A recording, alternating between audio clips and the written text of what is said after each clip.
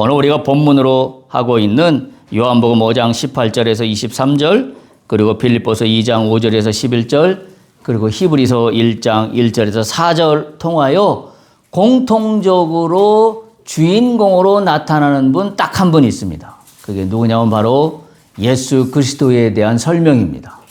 예수 그리스도가 누구인가에 대한 설명을 하고 있는 본문입니다. 이 본문이 나오게 된 배경은 우리가 저지난주부터 살펴본 것처럼 38년 된 병자를 고치는 과정 속에서 유대인들과 예수님과의 사이에 있었던, 또 유대인과 38년 된 병을 고친 그 병자와의 사이에 있었던 그 이야기들 속에서 오늘 결론처럼 이어지는 이야기입니다. 한마디로 예수는 누구인가에 대한 이야기입니다. 유대인들은 예수 그리스도를 죽이고자 했다고 오늘 요한복음 본문은 18절에서 그렇게 시작합니다. 유대인들이 이로 말미암아 더욱 예수를 죽이고자 하니, 이로 말미암았다는 이야기는 바로 안식일 날 38년 된 병자를 고쳐서 율법을 어겼다는 것과, 또한 오늘 18절에 언급하고 있는 것처럼 이분이 하나님을 자기의 친아버지라고 여기고 자기를 하나님과 동등으로 삼았다는 것을 이유로 삼아서 예수를 죽이고자 하는 일로 발생하게 됩니다. 원래 16장에는 박해하게 되었다라고 기록하고 있었는데 이제는 그 내용이 발전하여서 예수를 죽이고자 하는 그와 같은 상황으로 변모하게 됩니다. 우리가 읽은 18절에 보는 바와 같이 예수님을 죽이고자 하는 것은 첫 번째 안식일을 범했다는 이유이고, 두 번째는 하나님을 자기의 친아버지라 여겼다는 것이고, 세 번째는 자기를 하나님과 동등함으로 여겼다는 것을 그 죽이고자 하는 이유로 삼고 있는 게 요한복음 5장 18절에 기록된 말씀입니다. 사실 이 사실은 유대인들에게는 엄청난 충격이었음에는 틀림이 없습니다. 왜냐하면 유대인들에게 유대교에서 하나님을 아버지라고 부르는 것은 있었습니다. 그러나 그 아버지라고 할 때 아버지는 이스라엘 민족 전체의 아버지로서의 아버지지 나 개인의 아버지라는 의미로는 사용하지 않았습니다. 그런데 오늘 본문에 보면 예수님은 하나님을 자기의 친아버지라고 했기 때문에 예수를 죽이고자 했다라고 유대인들이 말하고 있기 때문입니다. 한마디로 얘기하면 유대인들 입장에서 보면 신성모독입니다.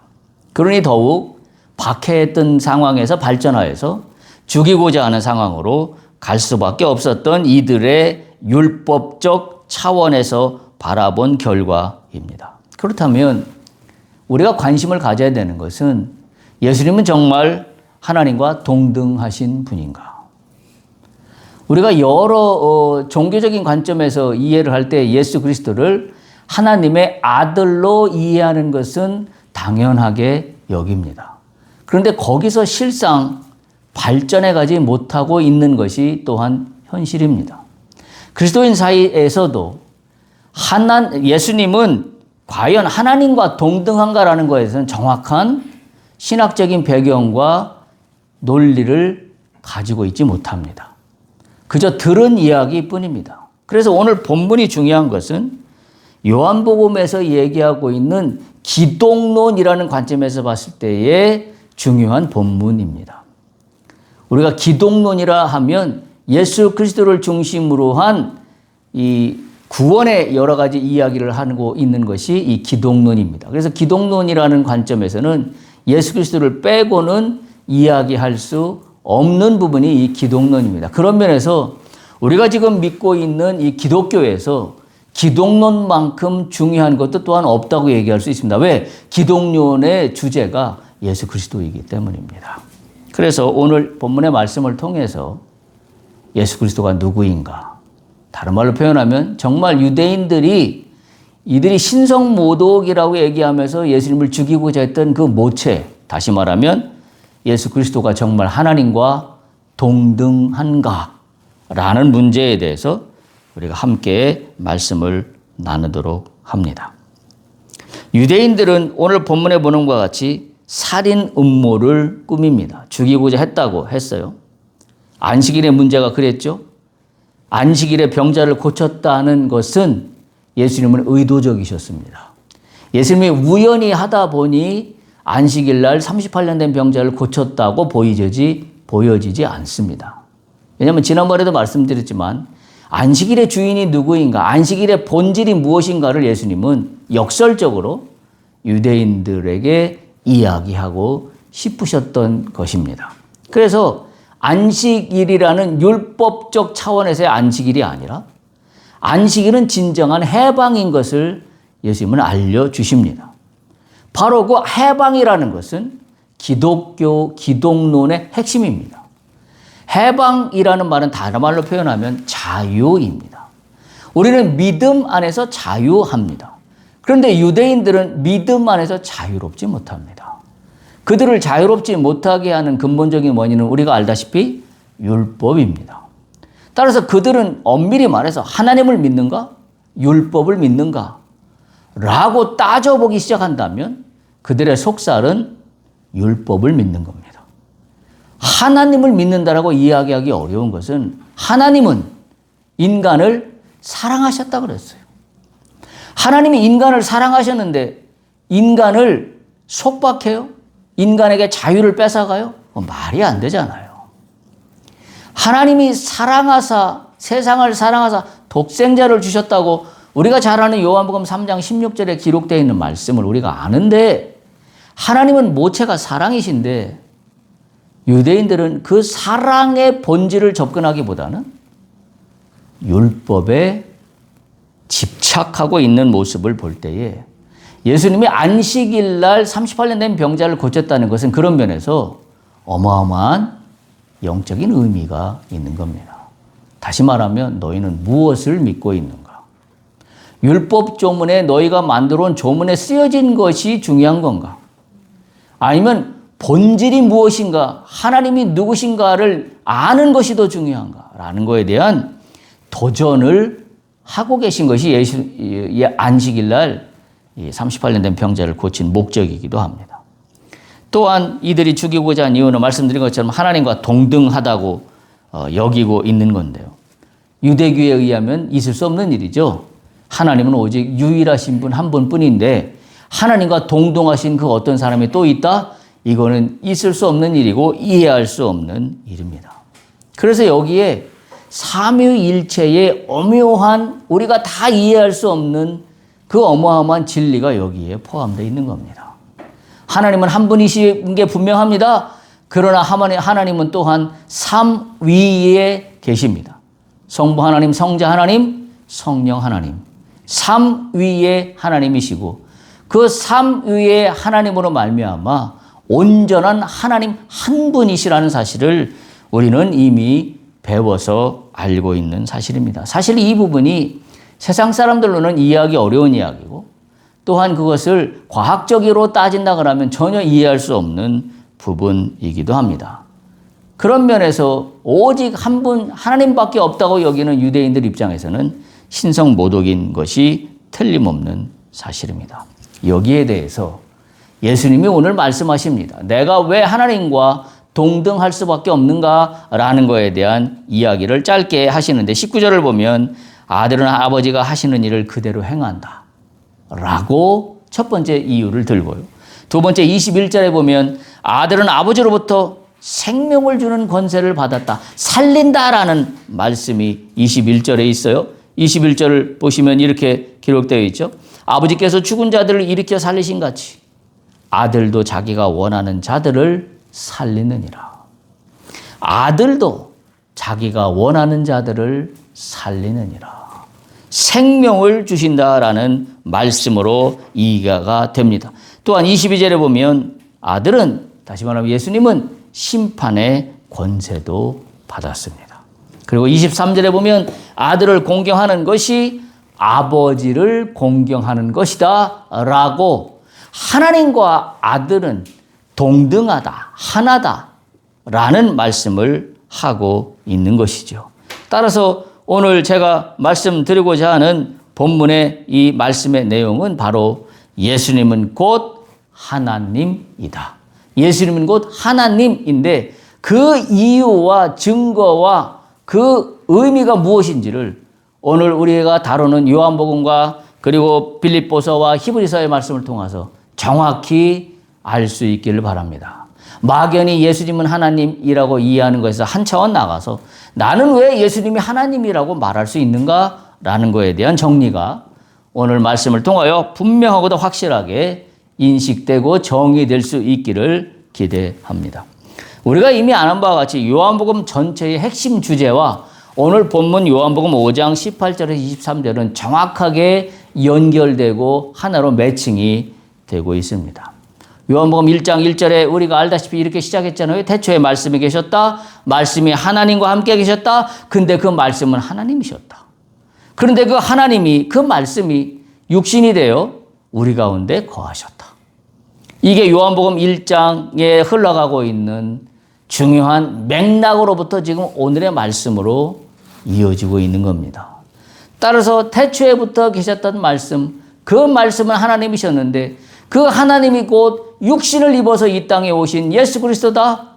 결국은 말씀과 하나님과 예수 그리스도는 동등함을 요한복음은 시작하면서부터 우리에게 알려주고 있습니다. 빌립보서 2장 5절에서 6절 우리가 읽은 본문의 말씀을 보면 이렇게 기록이 되어 있어요. 너희 안에 이 마음을 품으라. 곧 그리스도 예수의 마음이니. 6절 그는 근본 하나님의 본체시다. 그는 근본 하나님의 본체시라는 얘기는 뭐예요? 그는 근본 하나님이시다. 근데 하나님과 동등됨을 취하지 않고 이 땅에 인간의 몸을 입고 내려오셨다. 바로 이 부분, 빌립보서 2장 6절의 이 내용은 요한복음 1장에서 이야기하고 있는 하나님 말씀 곧 동등된 그분이 육신이 되어 이 땅에 내려오셨다는 말과 정확히 일치하는 말입니다. 따라서 예수 그리스도는 근본 하나님의 본체이십니다. 본질적으로 예수님은 하나님이라는 말씀입니다. 그런데 예수님은 동등됨을 취하지 않았다라는 빌립보서의 말씀은 어떤 의미냐면 동등됨을 취하지 않았다는 말이 하나님보다 못하다, 하나님보다 하위 수준에 있는 피조물이라는 의미가 아니라 동등함을 내려놓고 낮아지셨다는 의미입니다. 그 낮아졌다는 의미 속에는 뭐가 있냐면 요한복음 1장에서 얘기한 것과 동일하게 인간의 몸을 입고 인간의 모습으로 이 땅에 오셨다는 사실이에요. 참 놀라운 일이죠.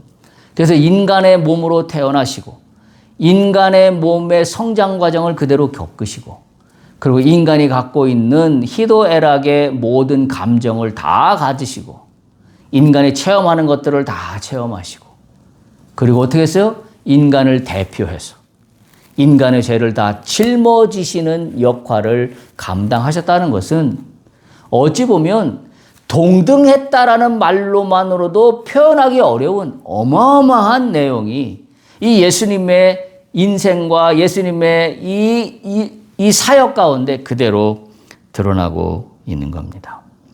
예수님이 하나님의 아들이라고 주장한 것은 하나님과의 동등성, 동일하다라는 거의 주장인데 이 사실이 유대인들을 격분시켰습니다. 그러나 이 사실은 우리의 신앙의 출발점입니다. 우리가 그걸 분명히 해야 합니다. 예수님은 누구신가? 하나님과 동등한 본체시다. 우리의 신앙은 여기로부터 출발합니다. 이것이 확실하게 정립되지 않으면 우리의 신앙은 모래 위에 지은 집과 같이 어찌할 바를 모르는 흔들리는 갈대와 같을 수밖에 없습니다. 그래서 예수님을 세상에서 바라보는 것처럼 단순한 도덕적인 선생님이나 종교 지도자로 바라보는 것은 요한복음에서 얘기하고 있는 예수님의 본질이 절대 아닙니다. 요한복음에서 얘기하고 있는 예수님은 누구십니까? 곧 하나님이시다. 라는 사실을 우리가 분명히 해야 되고 이 사실로부터 우리의 신앙은 토대와 또한 기초를 이루고 있다는 사실 그리고 이것이 전부가 된다는 사실을 우리는 기억해야 합니다. 19절에서 20절 보면 이렇게 말씀하십니다. 아들은 아버지가 하시는 일을 그대로 행한다라는 말씀이 19, 20절에 그대로 이어지고 있고 또한 20절에 보면 행하는 것뿐만이 아니라 그보다 더 큰 일도 보이셔서 너희를 놀랍게 하겠다라는 말씀도 이어집니다. 한마디로 아버지와 완전한 일치를 의미하고 있고 아버지와 절대적인 의존성을 보고 있습니다. 그게 뭐냐면 아들이 아버지께서 하시는 일을 보지 않고는 아무것도 스스로 알 수 없다라고 말씀하시고 있기 때문입니다. 아들이 아들 혼자로 존재하는 것이 아니라 아버지께서 하시는 일이 있었기 때문에 아들도 그대로 동일하게 한다라는 말씀으로 이어지는 거죠.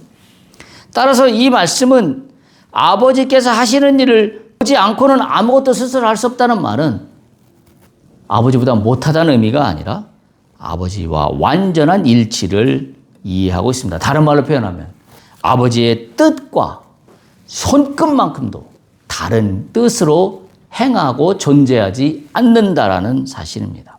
아버지가 행하시는 것을 그대로 행한다라는 의미입니다.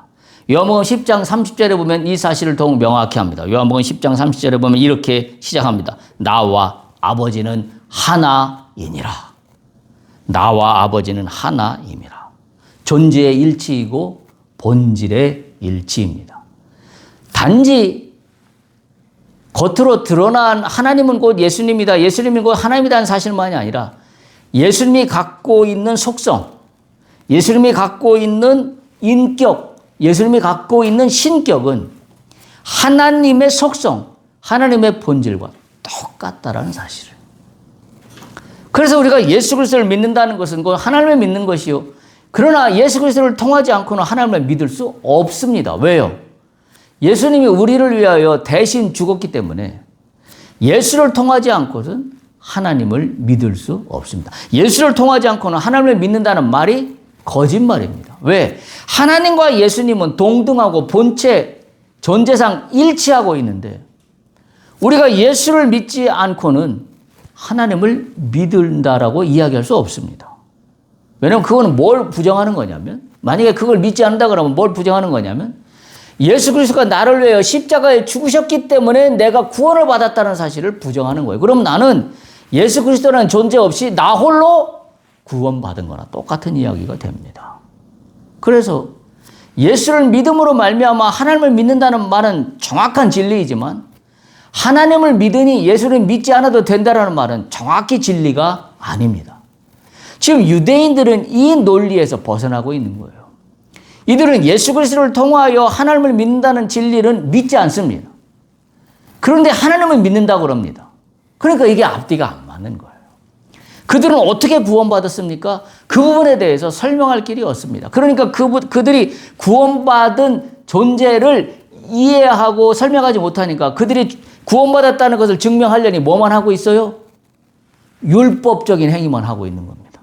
율법적으로 내가 이러이러한 걸 하면 나는 구원을 받고 율법적으로 이러이러한 걸 하라고 그랬는데 하지 않으면 나는 구원을 못 받는다는 논리로 가는 거예요. 그런데 하나님은 어떻게 하셨어요? 예수 그리스도를 이 땅에 보내주심으로 말미암아 예수 그리스도를 믿는 자들은 율법의 행위에 따라 구원을 받는 게 아니라 예수 그리스도를 믿는 믿음, 예수 그리스도를 믿는 믿음이라는 게 뭐예요? 바로 예수님은 곧 하나님이시다. 근데 그 예수님이 나를 위해서 십자가에 달려 죽으시고 나를 구원하셨다는 그 사실을 믿는 거예요. 그걸 통하여 우리는 구원을 받게 되었고 하나님을 믿는 말로 이어지고 있다는 사실입니다.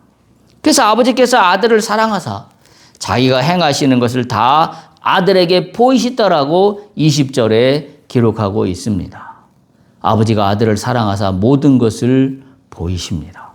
아들은 아버지로부터 완전한 계시를 받습니다. 아들은 아버지의 모든 뜻을 알고 그대로 행하게 된다라는 사실입니다. 우리가 읽은 오늘 본문 히브리서 1장 1절에서 3절을 보면 이렇게 기록됩니다. 옛적의 선지자들을 통하여 여러 부분과 여러 모양으로 우리 조상들에게 말씀하신 하나님이 2절 이 모든 날 마지막에는 아들을 통하여라고 분명히 이야기하고 있어요. 우리에게 말씀하셨으니 이 아들을 어떻게 했냐면 만유의 상속자로 세우시고 또 이 아들을 통하여 이 아들로 말미암아 그로 말미암아 모든 세계를 지으셨느니라. 3절 이는 하나님의 영광의 광채시요 그 본체의 형상이시라. 그의 능력의 말씀으로 만물을 붙드시며 죄를 정결하게 하는 일을 하시고 높은 곳에 계신 지극히 크신 이의 우편에 앉으셨느니라. 아들로 말미암아 세상을 지으시고 아들을 만유의 상속자로 세우셨다라고 분명히 기록하고 있고, 따라서 예수님은 누구냐? 하나님의 영광의 광채시요 본체의 형상이시다. 본체의 형상이라는 말은 공동번역에 보면 이렇게 번역해 놨어요. 하나님의 본질을 그대로 간직하신 분, 그것이 본체의 형상이라는 말입니다. 그러니까 아들은 아버지의 완전한 일치입니다. 동등입니다. 한 분입니다. 한 존재입니다. 한 본질이라는 사실입니다. 그래서 예수님께서는 요한복음 14장 9절에 보면 그렇게 말씀하세요. 나를 본 자는 아버지를 본 것이다. 우리가 이 사실이 그냥 하시는 말씀이 아니라 예수님은 아버지와 하나님과 동등되기 때문에 나를 본 자는 곧 아버지를 보았다라고 말씀하실 수 있는 겁니다. 이야기는 예수님을 알면 하나님을 아는 것입니다. 예수님을 믿으면 하나님을 믿는 것입니다. 예수님을 공경하면 하나님을 공경하는 것이 됩니다. 둘 중에 하나만 빠져도 기독교가 아닙니다. 예수님을 부정하면서 하나님을 믿는다? 말이 안 되는 겁니다. 예수님을 믿지 않으면서 하나님을 믿는다? 말이 안 되는 겁니다. 예수님을 공경하지 않으면서 하나님을 공경한다? 말이 안 되는 겁니다. 그러니까 유대인들은 이 요한복음에 기록된 1장의 이 진리의 말씀조차 부정하고 있는 겁니다. 그러니까 지금 이러한 일들이 발생하고 있는 겁니다. 그보다 20절에 보면 더 큰 일을 보인다라고 말씀하고 있습니다. 더 큰 일은 두 가지입니다. 그 두 가지가 뭐냐면 21절, 22절, 23절에 계속 더 나오고 있는데요. 바로 하나는 죽은 자를 살리는 생명의 권세이고, 또 한 가지 큰 일은 심판입니다. 하나님은 오늘 말씀해 보면 예수님께 생명과 심판의 두 가지 일을 맡기셨습니다. 요한복음 5장 21절 보면 이렇게 기록되어 있어요. 아버지께서 죽은 자들을 일으켜 살리신 같이 아들도 자기가 원하는 자들을 살리느니라. 생명이에요. 22절 아버지께서 아무도 심판하지 아니하시고 심판을 다 아들에게 맡기셨으니, 심판을 예수 그리스도에게 맡겼다라고 오늘 요한복음 5장 21, 22절은 분명하게 말씀하고 있습니다. 생명을 주는 첫 번째 권위를 말씀하고 있습니다. 죽은 자를 살리시는 새로운 생명을 허락하는 권세, 아버지 하나님이 가지고 계신 그 권세는 그대로 아들 예수 그리스도도 그대로 갖고 있습니다. 그래서 예수님이 그렇게 말씀하세요. 자기가 원하는 자들을 아들도 살리느니라. 원하는 자들도 살린다는 얘기는 주권적인 생명에 대한 권한이 예수 그리스도 아들에게도 그대로 있다라는 말입니다. 이 이야기가 중요한 것은 자기가 살리고자 하는 자를 살린다는 이야기는 뭐냐면 선지자처럼 하나님께 간구함으로 살리는 게 아니에요. 구약시대에 보면 선지자들이 하나님께 간구함으로 생명이 살아나기도 하고 병을 고침받기도 하고 했어요. 또는 기적이 일어나서 문제를 해결하기도 했습니다. 그러나 예수 그리스도는 선지자처럼 하나님께 간구함으로 문제를 해결하는 것이 아니라 예수님 자체가 생명을 가질 권위를 갖고 계시다라는 사실 때문에 이 말씀이 중요한 겁니다. 요한복음 6장 4절에도 보면 내 아버지의 뜻은 아들을 보고 믿는 자마다 영생을 얻는 것이라고 말씀하고 강조하고 있고, 우리가 잘 아는 요한복음 11장 25절에 보면 뭐라고 예수님께서 말씀하시냐면 나는 부활이요 생명이니 나를 믿는 자는 죽어도 살겠고 무릇 살아서 나를 믿는 자는 영원히 죽지 아니하리니. 그러면서 그렇게 물어보십니다. 이것을 내가 믿느냐. 예수님의 생명에 대한 권세가, 권위가 오늘 말씀 속에서 그대로 드러나고 있습니다. 이 생명을 우리는 어떻게 받아요?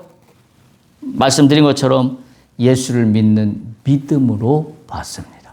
다른 어떤 것도 받을 아무런 대안이 없습니다. 행위로 얻는 것이 아니고 율법을 지킴으로 얻는 것은 더더욱 아니고 오직 예수 그리스도를 믿음으로 받습니다.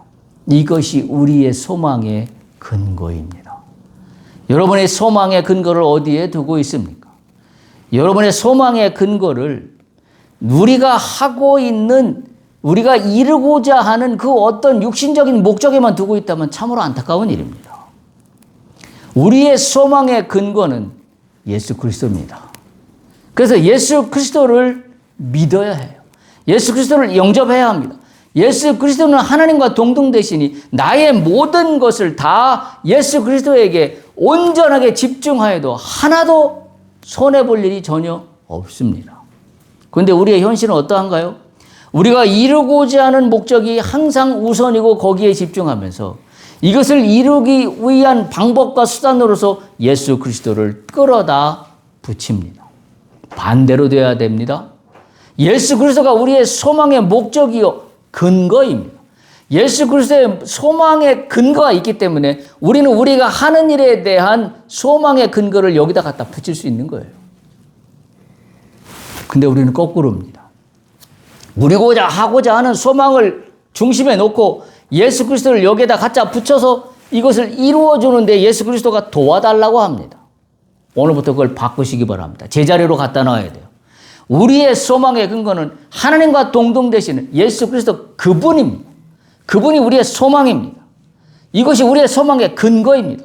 여기에 나의 문제들을 갖다 붙여서 주여, 주님은 나의 소망의 근거가 되시니 이 소망 위에 나의 문제들이 있으니 주여, 주의 뜻대로 하시라는 겁니다.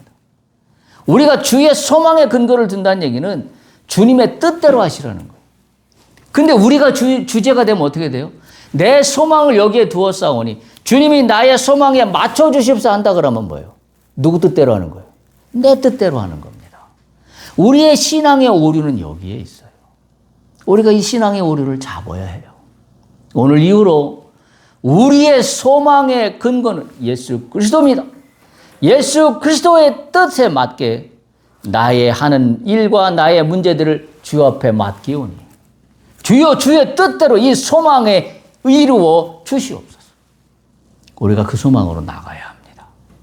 이게 하나님과 동등됨을 예수님, 하나님과 동등됨으로 여기시는 예수님을 믿는 우리의 믿음의 실체가 되는 거예요. 근데 우리의 믿음의 실체가 지금까지 말씀드린 것처럼 거꾸로 되어 있어요. 내 뜻을 이루기 위한 믿음을 믿음이라고 착각하고 있는 거죠. 소망의 근거를 나에게 두고 있으면서 믿음이라고 이야기하고 있는 거죠. 잘못됐죠. 우리의 소망의 근거는 오직 예수 그리스도 한 분뿐입니다. 왜? 예수 그리스도에게 어떤 권위가 있어요? 잊지 마세요. 지금 말씀드리고 있는 주제가 뭐예요? 생명의 권위예요. 예수님께서 당신이 원하는 자를 살리시느니라. 하나님, 예수님의 뜻 가운데 있는 소망이라면 내가 하는 사업과 내가 하는 일은 살아납니다. 왜? 하나님이, 예수님이 살리고자 하시기 때문에. 예수님의 뜻 가운데 있기 때문에. 그래서 그 뜻 가운데 내가 거기에 가깝게 나가 거기에 붙어서 주여 내가 여기 있사오니 주님의 뜻대로 나를 사용하여 주시옵소서라고 나가면 살아나게 되어 있습니다. 근데 왜 안 살아납니까? 거꾸로 되어 있기 때문에. 내가 소망의 근거가 되어서 내 뜻대로 관철되기를 원하는데 예수님이 여기에 어떻게 발을 붙일 수 있습니까? 내 온 세포와 내 머릿속과 내 생각과 내 행동은 다 나의 뜻을 이루는 거에만 가득 차 있는데요. 우리가 오늘 이 부분을 정확히 하셔야 됩니다. 그렇게 얘기할 수 있는 이유는 예수님께 생명의 권위가 있기 때문입니다. 두 번째 예수님께 있는 권위는 22절에 말씀드렸죠. 심판의 권위입니다. 심판은 하나님의 고유한 권한인데 이 권세를 동일하게 예수 그리스도에게 주셨다라고 오늘 22절 본문은 말씀하고 있기 때문입니다. 하나님이 예수 그리스도에게 심판의 권위를 위임하셨습니다. 그래서 결론처럼 이렇게 이야기할 수 있는 거예요. 23절입니다. 이는 모든 사람으로 아버지를 공경하는 것 같이 아들을 공경하게 하려 하심이라. 우리가 해야 될 일은 뭐예요? 예수 그리스도를 공경하는 거예요. 예수 그리스도를 공경하는 것은 곧 하나님 아버지를 공경하는 겁니다. 그래서 아들을 공경하지 아니하는 자는 말씀 이렇게 이어져요. 그를 보내신 아버지도 공경하지 아니하느니라. 예수 그리스도를 공경하지 아니하는 자는 하나님 아버지도 공경하지 않는 것과 똑같다. 라는 말씀이에요. 아주 강한 메시지입니다. 선언입니다. 예수를 인정하지 않고 하나님만 섬긴다? 이게 말씀드린 것처럼 유대인들의 모순이에요. 아들은 우리가 인간적으로 생각할 때 아버지보다 아들은 그 아래에 있는 자녀이니까 한마디로 권위나 여러 가지 면에서 못하다라고 여기죠. 우리는 그렇게 이해해서는 곤란한 겁니다. 왜? 삼위일체의 하나님은 성부 하나님, 성자 예수님, 성령 하나님은 동일하신 한 분 하나님이시라는 거예요. 이게 하나님의 인간에 대한 사랑의 오묘한 진리예요. 이 사실을 우리는 인간의 지식으로, 인간의 머리로 다 이해할 수 없습니다. 이 삼위 하나님은 어느 한쪽이 못한 분이 아닙니다. 왜냐하면 성부 하나님이 가장 주인이 되시고 성자 하나님이 그 옆에 보조적으로 붙어 있고 성령 하나님이 그 옆에 보조적으로 붙어 있다는 개념이 아니라 이 삼위의 하나님은 온전히 하나의 하나님이에요. 존재가 일치하고 본질이 일치하고 하나의 뜻이에요. 그와 같은 과정 속에서 오늘 예수 그리스도가 하나님과 동등되다는 것을 우리는 이해할 수밖에 없는 겁니다. 이 사실은 이때 당시에 문제를 제기하는 유대인들에게도 중요한 도전적인 과제지만 오늘 우리에게도 중요한 과제입니다. 예수님 없이도 하나님을 믿을 수 있다는 생각 버려야 합니다. 오늘 인문학적인 관점, 교회 내에서도 예수 그리스도의 존재를 상대적으로 미약하게 만들고 하나님, 절대자 하나님 거기에만 집중하고 그리고 예수 그리스도가 나를 위하여 십자가에 피 흘려 죽었다는 사실을 상대적으로 언급을 잘 하지 않으면서 하나님을 믿으라고 이야기하는 것은 어불성설이라는 거예요. 오히려 거꾸로 하나님을 잘 믿으려면 뭘 해야 돼요? 뭘 정확히 세워야 돼요? 예수 그리스도가 나를 위하여 십자가에 죽었다는 사실이 명확하게 내 안에 들어와야 하나님을 믿는다는 이야기가 가능해집니다. 예수 그리스도가 나를 위하여 십자가에 죽었다는 사실을 믿지 않으면서 하나님을 믿는다는 이야기는 오늘날 제 논리로 보면 이 성경의 오늘 제 논리가 아니라 성경의 논리로 보면 성립하지 않습니다. 그래서 우리가 신앙생활을 하면서 강조해야 될 것은 뭐냐면 하나님을 알기 전에 하나님을 이해하기 전에 하나님을 믿는다고 하기 전에 예수 그리스도를 통하지 않고서는 아버지께로 나올 자가 없다고 하셨사오니 예수 그리스도를 믿는 일에 우리는 집중해야 합니다. 예수 그리스도를 아는 일에 집중해야 됩니다. 예수 그리스도가 나를 위하여 십자가에 죽었다는 사실에 우리는 믿음으로 고백할 수 있어야 돼요. 이 고백이 없다면 나의 믿음도 가짜고 나의 소망도 가짜고 내가 이야기하고는 신앙의 모든 이야기는 다 근거가 없는 이야기가 되고 맙니다. 우리가 오늘 이 사실을 정확히 인식할 수 있어야 합니다. 그래서 빌립보서 2장 9절에서 11절 보면 이 사실을 더욱 정확히 이야기하고 있어요. 이러므로 하나님이 그를 지극히 높여 모든 이름 위에 뛰어난 이름을 주사 10절 하늘에 있는 자들과 땅에 있는 자들과 땅 아래에 있는 자들로 모든 무릎을 예수의 이름에 꿇게 하시고 11절 모든 입으로 예수 그리스도를 주라 시인하여 하나님 아버지께 영광을 돌리게 하셨느니라. 결론은 하나님 아버지께 영광을 돌리게 하셨느니라는 뭐 때문에 영광을 돌리게 하셨다라고 오늘 말씀이 흘러가요? 모든 입으로 예수 그리스도를 주라 시인할 때. 그러니까 우리가 예수 그리스도를 믿는다는 것이 우리의 신앙의 중심이에요. 오직 예수예요. 이게 기독교의 본질이에요. 그래서 우리가 오직 예수 얘기하는 이유가 여기에 있습니다. 예수 그리스도가 나를 위하여 십자가에 죽으셔서 그것이 나의 소망의 근거가 됐어요. 그렇다면 나의 소망의 근거가 된 예수를 믿는 믿음에 나의 모든 사실들을 여기다 갖다 붙여야 돼요. 내가 믿고 내가 원하는 믿음에 예수 그리스도를 갖다 붙이는 게 아니라 예수 그리스도가 나를 위하여 십자가에 죽으시는 그 소망의 근거 되신 그 사실에 나의 모든 것들을 여기다 갖다 붙여야 된다는 사실이죠. 이것이 우리가 믿음을 바르게 가져가는 중요한 길이라는 사실을 우리는 분명히 해야 합니다. 예수님을 공경하는 것이 하나님을 공경하는 것이고, 예수님을 공경하는 것이 하나님께 진정으로 예배하는 것임을 우리는 믿음으로 다시 한번 깨달을 수 있어야 합니다.